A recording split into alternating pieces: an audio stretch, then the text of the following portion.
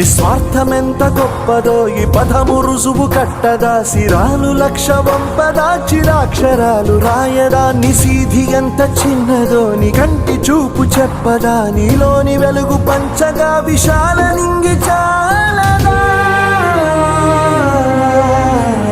మనుష్యులందు నీ కథ మహర్షిలాగా సాగదా, మనుష్యులందు నీ కథ మహర్షిలాగా సాగదా.